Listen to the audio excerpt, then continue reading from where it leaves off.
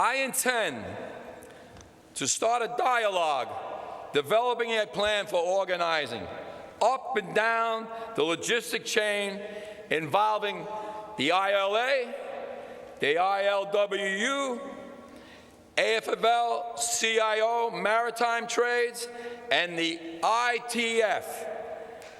Never let what happened in Philadelphia ever happen again. We lost 200 jobs. Do you know what that's like? Excuse me if I'm spitting on anybody down there. 200 jobs that worked there for years and years and years in Philadelphia. It broke my heart when I heard that those men had to go home and tell their families, honey, I don't have a job. The company moved, and they went right across a creek and put in some bullshit non-union or some bullshit union. And Boise knows it, what it is. I don't know what it's called. But I will tell you, they put them on $12 an hour with no benefits. Now, let me tell you the truth.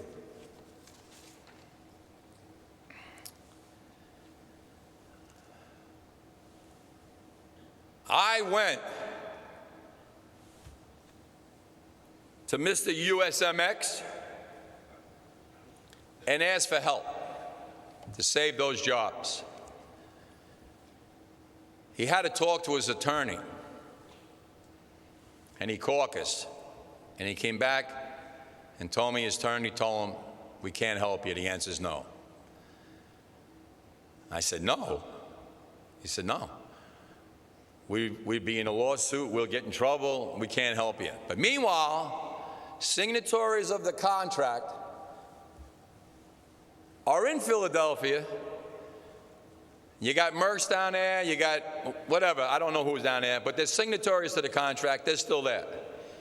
I said, how can you tell me no? He says, because it's illegal. I said, oh. But you can't call your lobbyist in Washington and tell them to put pressure on the congressmen and the senators and the governors in Pennsylvania and in Jersey to help put these 200 people back to work? No. But when they need help, in 2010, they asked us to cut back on hours through the recession. We all did. We cut our hours back. We gave up weekends so the companies and the lines could get through the recession. We helped them when they asked us. When they asked us to extend the contract, to help them, President Richie Hughes, and he had a hard time with it, helped them. It was the right thing to do, is help them. And they got through the hard times. When they asked us in New York to help Horizon Line, because the other company went somewhere against them, and the Bermuda Line, we helped them. But when I asked them to help us with 200 people out of work, ILA people, I was told no.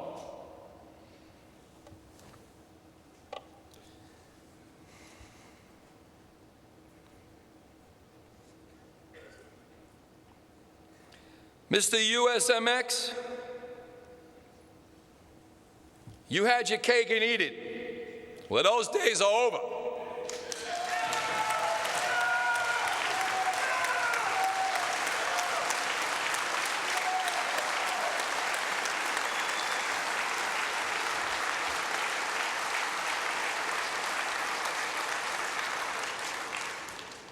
We are facing hard times, but I believe together we can solve a lot of problems.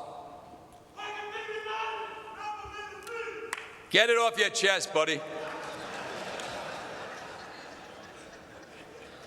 We are not I'll say it again. We are not going to let what happened in Philadelphia happen in Delaware.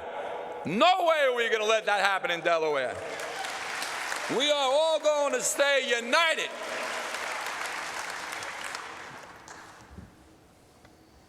There are 3 additional unions, namely Teamsters, Operating Engineers, Seafarers International Union, who are actively involved in performing longshore work in the ports of Philadelphia, Jacksonville, Port Everglades, Mobile, Pascagoula, New Orleans.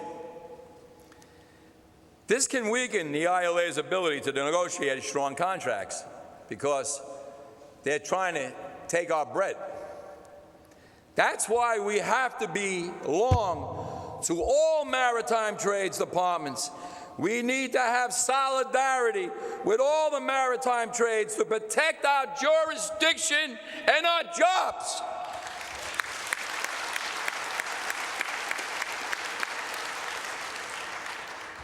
While we've been directing our marks to the various changes surrounding us, there is one constant that has not changed: safety for our members. Our job are dangerous in all crafts. Within the last 5 months, 4 of our members were killed on the job. 3 men, 1 lady. She was ran over by a high-low. 12 longshoremen are killed every year between the West Coast and the East Coast longshoremen. That's got to stop. That's a lot of people getting killed every year. And you vice presidents got to get on those piers and make sure that everything is safe for our members working. I want you out there checking for safety. We are determined to ensure that anybody that goes to work goes home. We don't want any phone calls telling us bad news. Our safety directors, George Lynch, Bob Fiore, Willie Seymour, are doing a great job for all of us. And our team will be putting more effort to ensure that we all go home. They will deal with the vice presidents in all ports. You got that, vice presidents? You became safety men. Make sure everything is safe out there, because we don't want anybody killed. Perhaps the biggest change we're facing in the near future is who we will be negotiating across the table from us, starting in the fall. Yes, you probably recognize the faces, but realize they are being directed by a different set of players. These players, investment bankers, pension funds, have invested billions of dollars in our industry, and they fully intend to get a return on their investments. This new group has the resources to make the investments necessary to get their return on investments. That's why you're seeing, and will continue to see, automated terminals. You won't see them because we're not going to allow it. Pools, and the application of technology at an increasing pace. Well, that application 180 is out the window come contract talk. The ILA has a long tradition of working with management to allow continued growth for both labor and management. Let me repeat, labor and management, not just management. We will continue this tradition in these up-and-coming negotiations.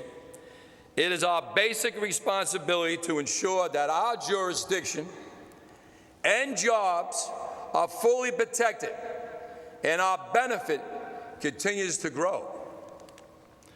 Prior to negotiations, we intend to do our homework.